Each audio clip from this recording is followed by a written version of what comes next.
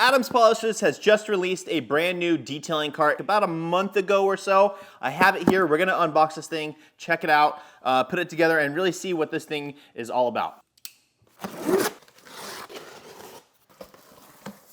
So as always, the packaging looks fantastic. Standard Adams Polishes, bright red color. Everything looks really good. Let's go ahead and pop this guy open and see how much assembly is required to get this thing up and running. Okay, so I have made a mess, but I've got everything all unboxed and good to go. So it's gonna run through the components real quick. Number one, most importantly, nice little instruction manual just to assemble the thing, to put it all together. We have 1, 2, 3, 4, 5, 6, 7, 8 legs that's gonna build the different tiers of the structure of the cart. 3 different platforms, 1, 2, and then the top is really nice and has all this stuff built into it. So you have little cubbies here, bottle holders, which is really nice. You have 2 cutouts to hold polishers, and that gets us into the next part, which is 2 little silicone or rubberized blades that'll fit in here. And that way it's just gonna protect your polishers a bit more, so you don't have to worry about them getting banged up there. We'll just be able to put those in and it'll keep them nice and safe. Then we also have 4 caster wheels. They're a nice oversized wheel, and they 2 of them actually have locking components on them. The other 2 are nice and free. A little bag of tools, and then 2 handles, 1 for each side up here on the top of this cart.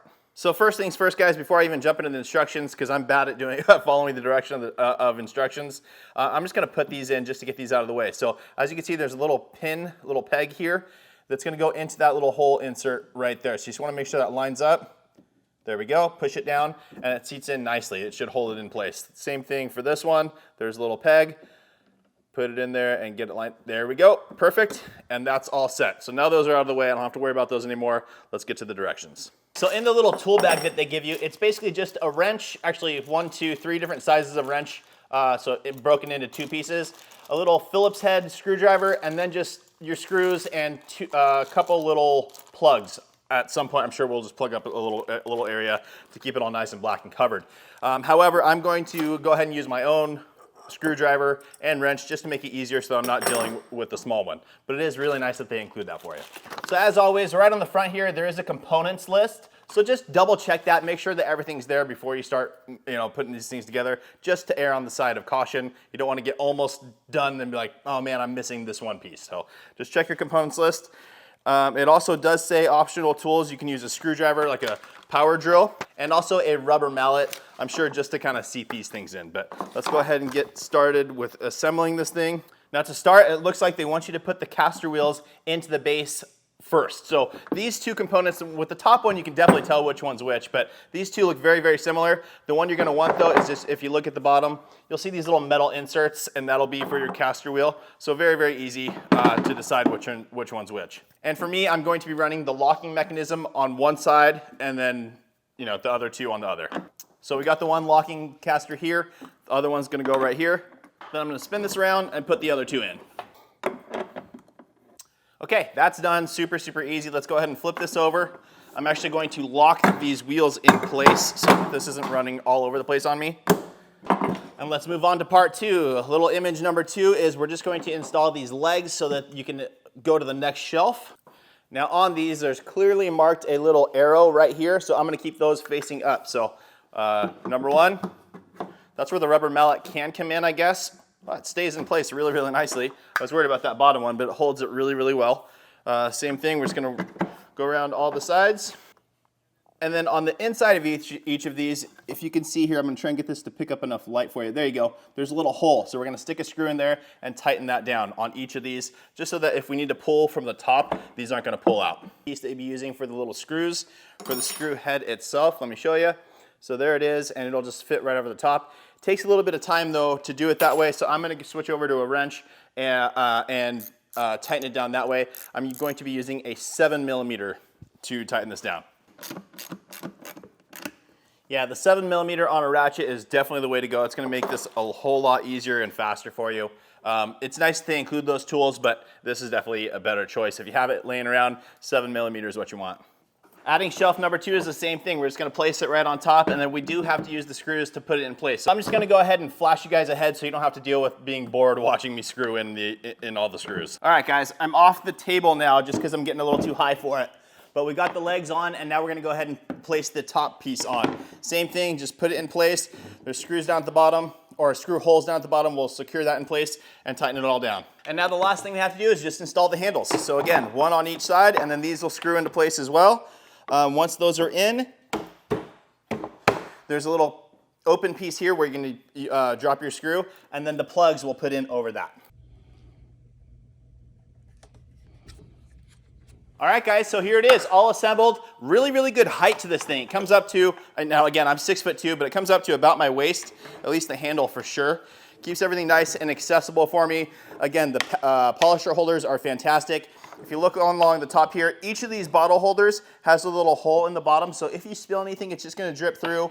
Again, it will land on the lower shelf, so keep that in mind, but you're not gonna create a puddle in it that you're not gonna be able to clean. So that's nice that they have those drain holes, as well as across this entire top here where it's branded really nicely with the Adams Polishes logo. Again, all perforated so that if anything falls in there, you'll be able to clean it up nice and easy. Now this detail cart is 35.5 inches long, 17.75 inches wide, and stands at 38.5 inches tall. It also has 8 super deep bottle holders. As you can see, I mean, right there, and that's a good portion of the bottle, almost half the bottle for your storage. So those are not gonna get knocked over no matter what you're doing. They're gonna stay in place. The one bad thing is it does block a little bit of what the product is. So you may wanna put a little label or keep this cart optimized so that you know exactly what goes where. As you can see, the graphene detail spray here just says graphene along the top. That's all you can see. So it's very, very nice that it's so deep, but I would like it to be able to, I would like to be able to see what I'm using. But again, very easy to remedy that problem if you just keep, I know my graphene detail spray is there every time. So again, it is optimized for these 16-ounce bottles, like the ones from Adams, which makes sense, it's their cart, but it also will fit your other standard 16-ounce bottles like Car Pro Reset. And additionally, it'll hold these nicely as well. So this is the off size. This is a 6 fluid ounce, but they're all-purpose interior cleaning gel that foams. Great product. So it fits in there, but because it's so deep, it's still not gonna fall over. So I really like that feature, actually. I do like the depth of these. Again, just remember where you're putting stuff. If I had one negative to say about this, I do wish that these would hold a 32-ounce bottle as well, just so I had that option, especially when I'm polishing cars. Or even something like Green Star, the traditional 1-liter bottles from Kokemi. These aren't as wide as a traditional 32-ounce bottle, but those won't fit either. So just keep that in mind. If you're someone that uses 16-ounce bottles, or less, like if you use this kind of stuff, the pump sprayers, which I do love, you're not gonna have any issue and it's gonna fit really nice, really secure. You're not gonna have to worry about it falling down. On top of that, we do have branding on the side as well, which is really nice. And then on the sides, on both sides, you have these little hangers, which are nice. So you get 6 total hangers. You can hang your brushes. This is an Adams brush, but the hole is not large enough to go over it. So you'd wanna just keep something wrapped around it so you can hang it that way. Or like your more traditional just kind of detail brushes, you could lay them sideways too to dry out, which is nice. You can also hang drying towels, extension cords, all that kind of good stuff on this thing.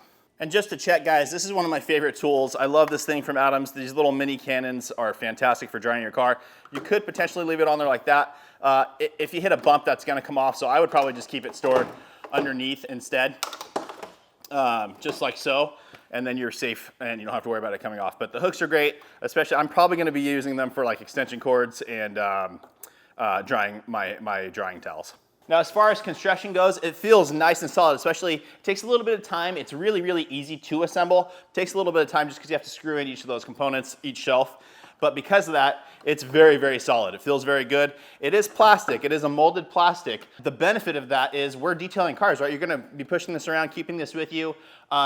And there's moisture in the air when you're detailing a car, obviously.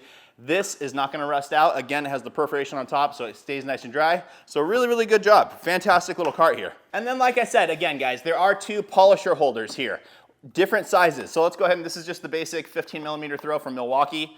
Fits on this side very, very nicely. Let's see on the smaller one.